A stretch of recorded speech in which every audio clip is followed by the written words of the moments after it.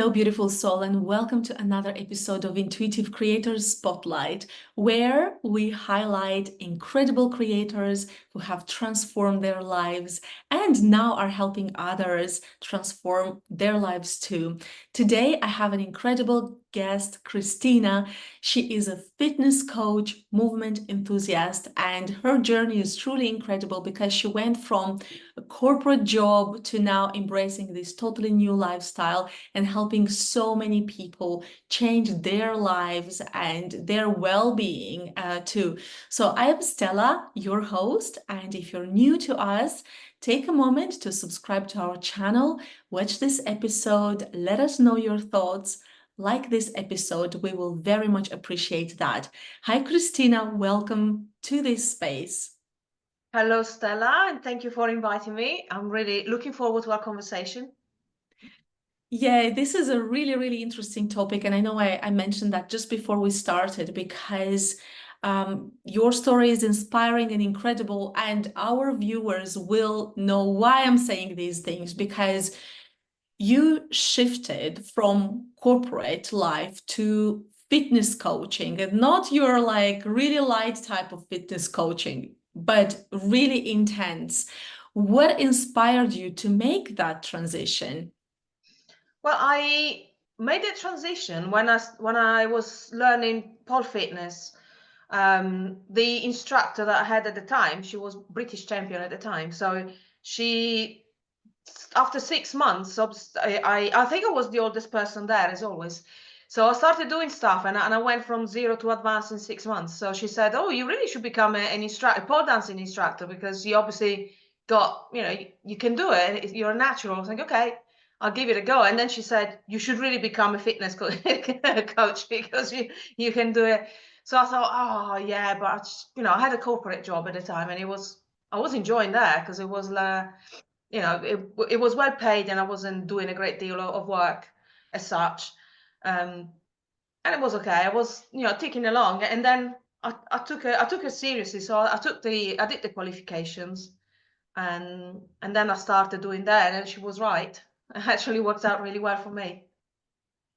Yes, and now works so well for others too, because Yeah. you share your gifts and you guide them through their journeys. And I know that you focus specifically on empowering women, especially in midlife, to reclaim control over their bodies and how they feel. Why is this stage of life so significant for you, and why do you choose to work with women, especially in this kind of stage in their lives? Well, okay, so for women, going through midlife is when they start with the perimenopause and menopause, and that is a very significant part of a woman's life because everything changes. It's a very slow process because it takes about 10 years for the whole thing from when you start perimenopause to actually out fully in menopause. That's roughly, obviously it's different for everyone, but roughly that's the time scale you're looking. But during those 10 years, there will come a point where suddenly, although it's a gradual process, suddenly it's like being slapped in the face, and your body just thinking, "Well, what were you doing?" It starts doing all sorts of crazy stuff, and it just literally, you get this feeling that you're losing control because emotionally you cannot cope with life anymore until you make sense of what's going on and you learn the strategies for coping with this transition. And once the transition is over, it's fine. You're fine again. But while you're going through this, it's like a hormonal roller coaster. So you can no longer keep your cool.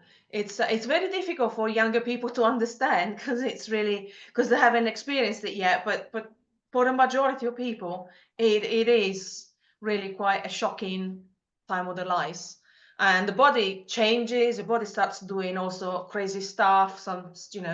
You can't sleep anymore. It's sleeping is something that you have to earn almost, and Mm. your body you get fat for no reason, or you start aching, your muscles disappear, and you get weak, and then eventually you get sick, and you're thinking, okay, whoa, whoa, whoa, whoa. I just had to put stop to that, because once you learn to manage it, it's actually not that bad, but until you learn to manage it, it's very difficult. And I stopped hanging out in groups with that start with like sort of let's support each other through the menopause, because there are really a lot of people sharing their misery and commiserating each other. But it really is it's not that difficult, but you have to actually make a special effort. And I see lots of people really suffer. And so Mhm. I've just I managed to. I was lucky to come across the right mentors when I need those mentors, when I needed them. So I learned how very early on how to manage the transition. So it was okay for me. Um, I wouldn't say it was asymptomatic, but I did have, but they were very minor, my symptoms, because Mhm. I was able to spot them because I educated myself before, right at the very start, or even before it was starting. So by the time I was in the middle of it, I could actually handle it. So Wow, yeah, this is really interesting because um, these kind of symptoms, they would come like slowly, one after the other, or all at once. So different people are different. But it's so important that you're bringing this into everybody's awareness, because it doesn't matter if our viewers, whoever is watching our episode, is going through this stage now, or they're just about to step into that stage of their life. It is really good to kind of prepare yourself mentally and emotionally for what is about to come. So with that, I know that for you is so much more than just fitness. It's the emotional and mental well-being as well. Why is that important too with the fitness journey? well, there's so different aspects to it. So especially when women come toward reach their midlife. So if you think about women, same sort of age as me, so 50s, mid 50s, that kind of age.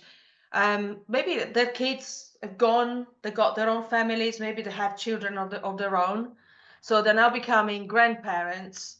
And it comes to the point in life when a lot of people look back and they say, okay, the nest is empty. Now what? I'm like old, fat, I'm fit, I'm tired. I've got nothing. My best days are behind me. And for women especially, they lose the identity as a childbearer, because that's a big part of a woman's identity as they grow up, and that's from an instinctive point of view. That's what the role of women is, make babies and ensure the species carries on, the bloodline carries on. But that role obviously goes away, and women spend maybe more so than men, most of their lives caring for the children and make sure they have everything, don't put all their resources into their education and their well-being, and suddenly they have done nothing for themselves. So they look in the mirror and thinking, oh my God, I'm worn out, I've got grey hair, I've got wrinkles or whatever. And it's just literally really depressing. And when I was growing up, my mother especially had a very good idea of what the role of a woman was. You just go, I've got you, I made you.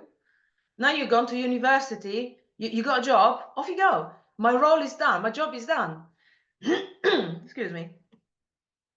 And so she was practically sitting around waiting to die well, she's been probably waiting to die for the last 30 or 40 years, because that's it, my job is done. Mm. um but but deep inside women, I've come across, and when I start really digging into what motivates them to hire me to help them, with their fitness journey, it turns out they actually have dreams, unfulfilled dreams, maybe because they put them on the back burner because of the children or family or work, career, and suddenly thinking, I really wish I could do that, but I'm too old. And we're like, no, yeah, you're older. You might not be too old. You might be too old to win a gold medal at the Olympics, but but you're definitely not too old to have a go. Yes, and also to really believe in that goal and to reconnect with yourself, to introduce those things that are so important in your routine as well. So this is incredible that, especially that you mentioned, you looked into what motivates people to come and hire you, and that is their unfulfilled goals and dreams. And yes, if you think about your entire journey in this lifetime, and if you can imagine the end of this lifetime or the last day of your life, what do you want to feel is that you really followed your dreams and you allowed yourself, you gave yourself the permission to experience all of those things that you wanted to experience. And talking about that, I know that you have a very, very diverse fitness background, martial arts, dance, and now parkour. And I know that you just went back to it 2 years ago from like when we're recording this video, depending when our viewers are watching it. But I know that you just went back to it 2 years ago. So can you share with us what made you choose the harder path? Because that's not easy, is it? Well, I did gymnastics when I was little. I was a competitive gymnast for a few years as a child. So it's always been my background, has always been somehow going back to gymnastics. But I really was, I was watching Arrow when it first came out. So that was 9 or 10 years ago, maybe. And they were doing all this great, I thought, wow, okay, that's some of what I've done, gymnastics, but also done differently. I never, and obviously as kids, we used to do that kind of stuff anyway, climbing up trees. We didn't have anything else. So we just do jumping from walls and doing, I was thinking, oh God, okay, it's got a name now. It's called parkour now, just like, climbing on the balcony so that you could actually get back into your bedroom before your parents woke up because you were a bit too late coming back home from clubbing. So anyway, so I thought, oh, I would really love to do that. And as you have it, as luck would have it, and there's a van from the local academy just drove past me. And I thought, well, I can't believe that. I just literally parkour academy again. Wow, okay. So I'm chasing the van down the motorway and got the details. But I joined, I went and had a few private lessons about 9 years ago or something. But then I had an accident, so I was off from doing any kind of exercise for about 2 or 3 years. And then as soon as I was fit enough, well, I went back to martial arts for a while because I thought that would help me with the fitness. And then I went back to the academy because by that point the academy moved to my town. So they're literally the opposite side of town from where I live. So I thought, well, if that is not a sign that I have to give it another go, I don't know what is. So I just went back. So yeah, I think it's coming up to 3 years in November, I think. So yeah, so I went back and I joined, and I thought, wow, obviously terrified because the previous experience, I ended up breaking my legs and I ended up like being told good luck walking again. I thought, yeah, okay, I'll take that chance. And so not only I'm walking again, I'm actually doing like really big jumps at the moment. So I'm at the age where my body should just be started to deteriorate and just really, instead I'm getting stronger faster and I can do bigger and better things. So I use that attitude. I went in there thinking, oh, what do I need to do, or who do I need to be successful at this? Because it is very hard.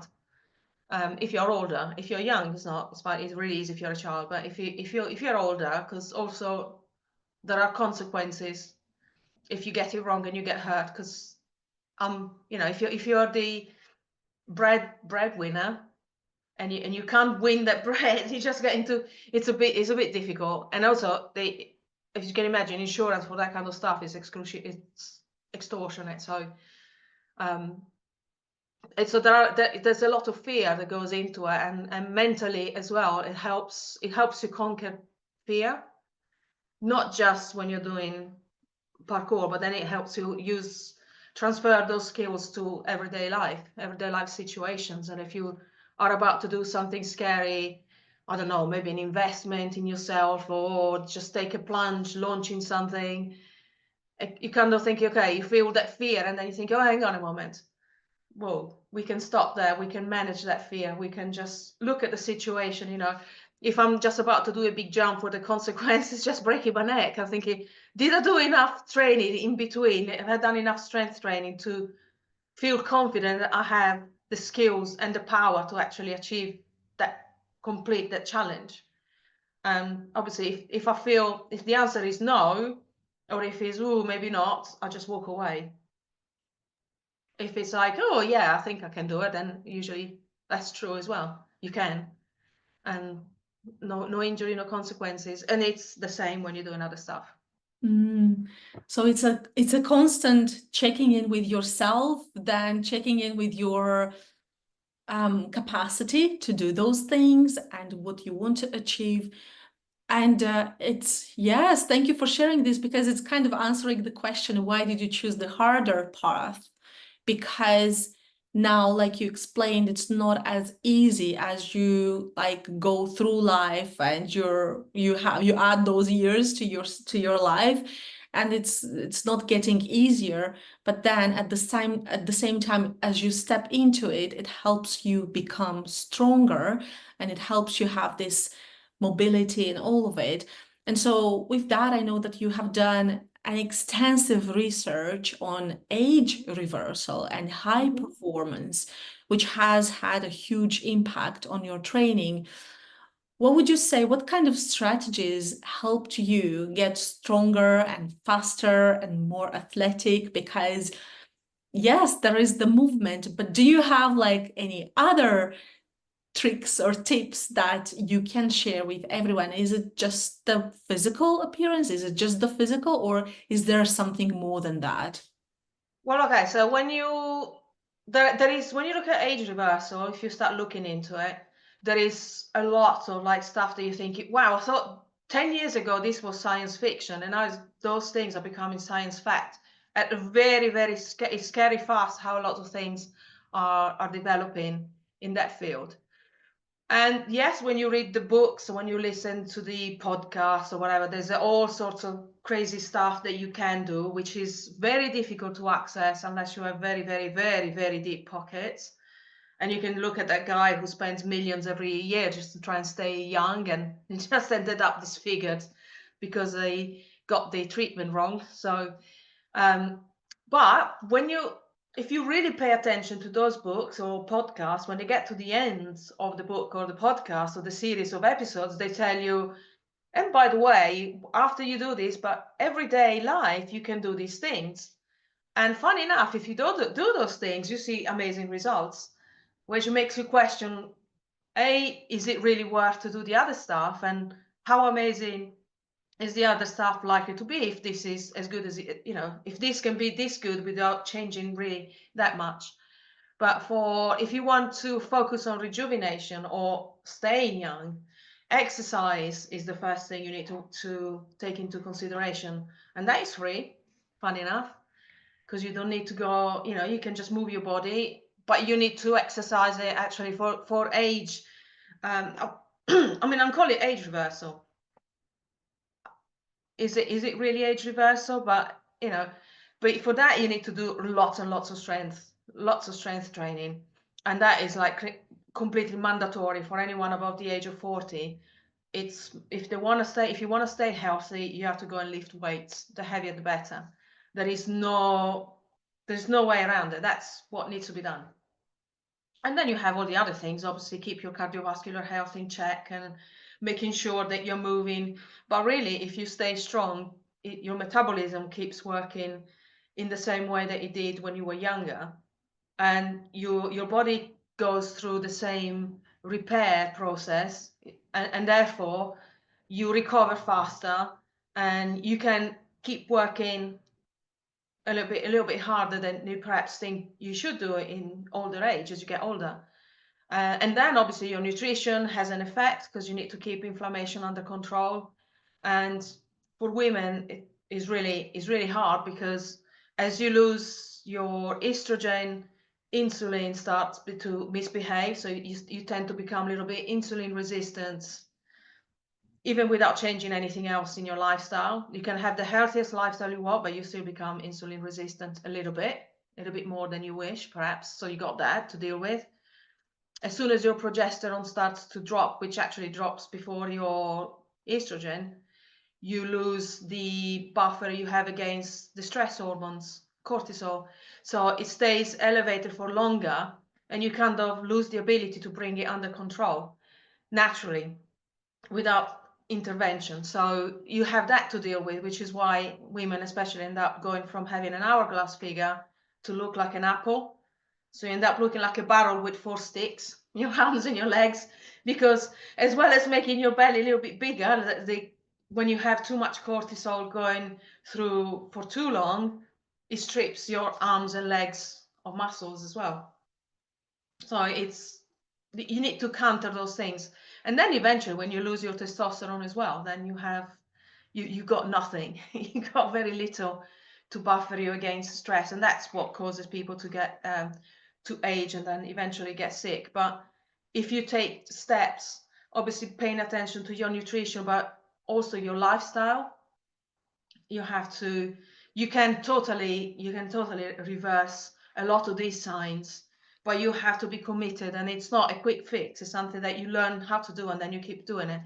But if anything, if you want an inspirational story, my dad's a year ago, in fact, I think this week is going to be the anniversary of when he had a fall, broke his femur, ended up in hospital for 3 months, and then it took about 8 months of physiotherapy, and he's still going to physiotherapy, but that's because we don't want him to drive, so it's better to pay physiotherapists to go around and tell him, no, you're not ready yet, than to make him drive, because he's nearly 90 years old and he's already T-boned somebody before he hurt his leg. So, but because he did all those things, obviously to a minor extent, because in his late 80s, even the physiotherapist is going to be kindly, but I have the carer sends me videos of him exercise, and I think, oh, that's where I get it from.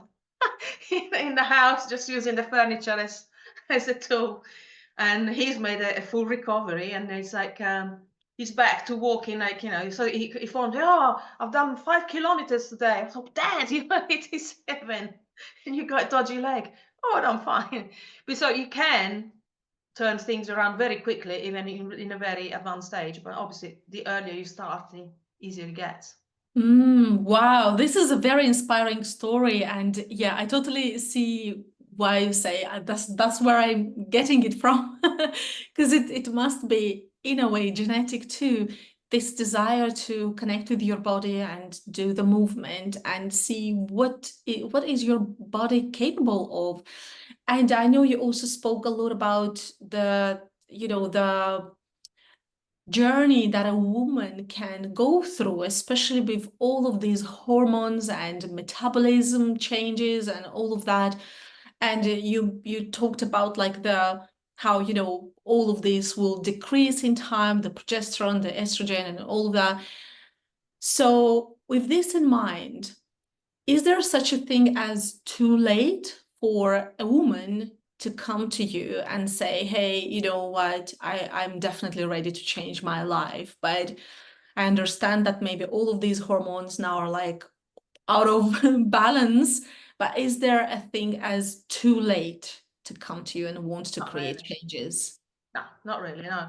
It's whenever somebody's mentally ready to actually take ownership of their health and just decide that they want to dominate that particular phase of their lives. But it has to come from a true desire. Like it has to be from an instinct. Oh, sorry, what's the word? From the instincts, rather than being illogical. This driven by logic and more by instinct, because unless it's something that you really, really feel that you want to change, you want to go through this transformation, it's going to be very hard. It's unlikely that it's going to happen. Because Mhm. logic, in these things, logic has a place, because it does, but unless it's the heart that drives the decision, it's going to be So very would you difficult for say anyone to stay compliant. So would you say these instincts would usually come because they want to start looking in a specific way or feeling in a specific way, or how would you describe that?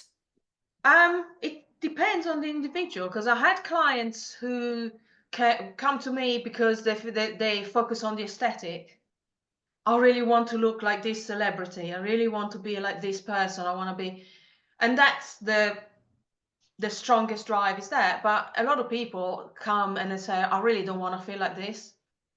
I don't want to feel like this anymore. I just want to, I want to change things. I want to turn things around. I want to feel younger again, or like I have energy. I want to be able to enjoy going skiing with my grandchildren and not be like sitting on the sideline. I want to be able to participate in what they're doing.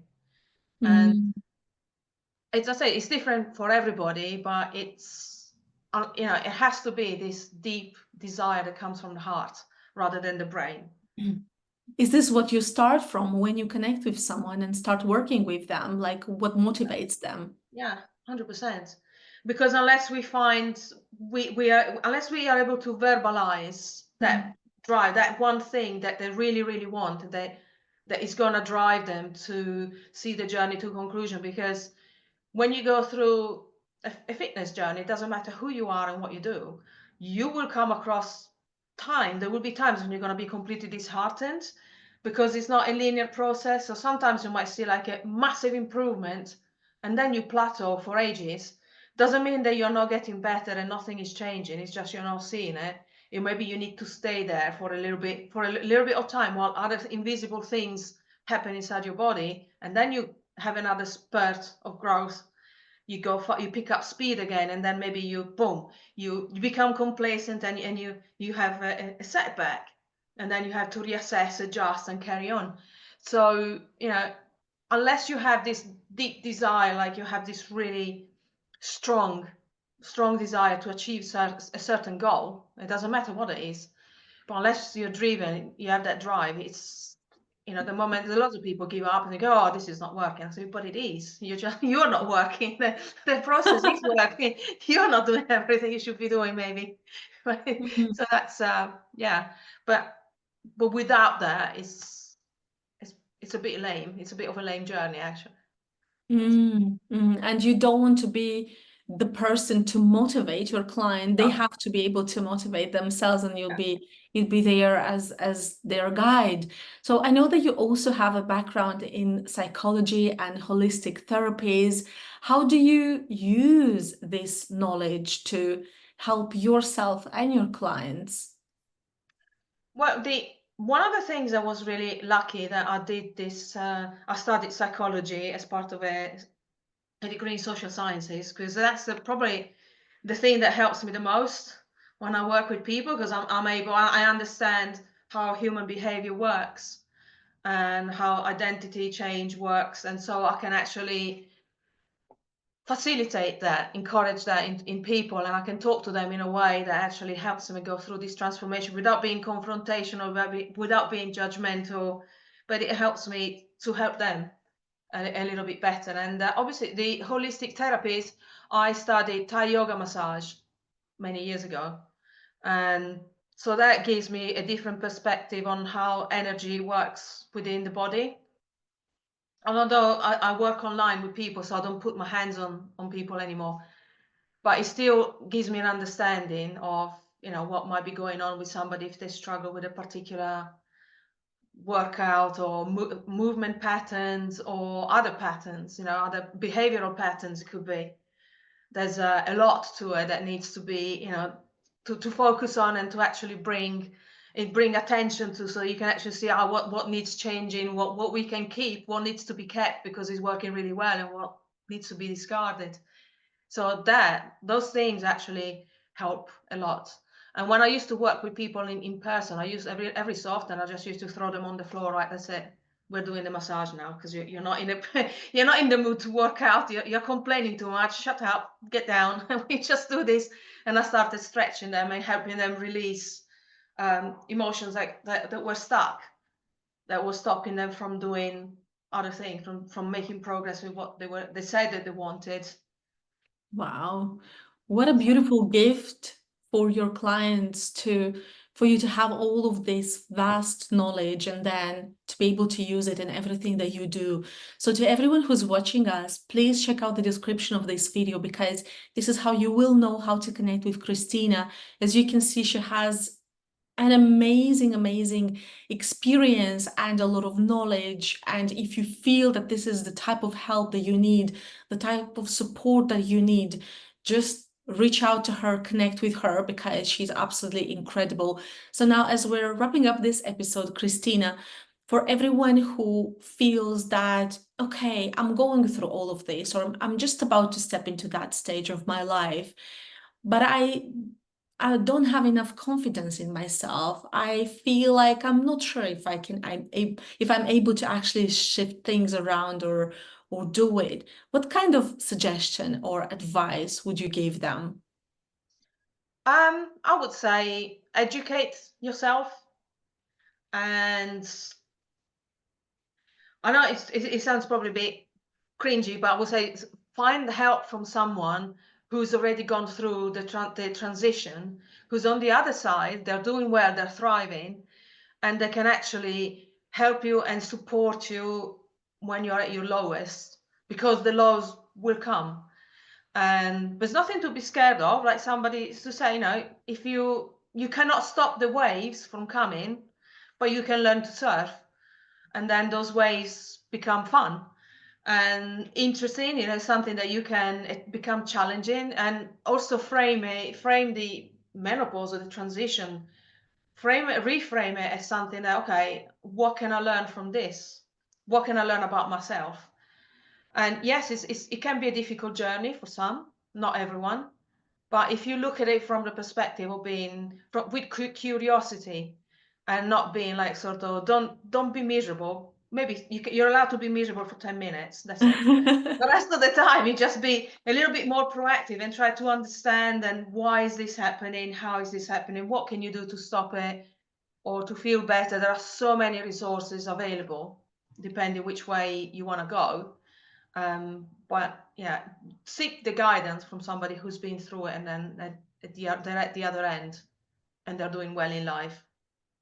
Thank you so much, Christina, and thank you so much to everyone who watched this episode. Let us know your thoughts, ask us questions, reach out to Christina, connect with her, and don't forget, stay tuned, because we will be sharing more episodes here with amazing, beautiful guests. Thank you for watching. Have an amazing day. Bye. Bye.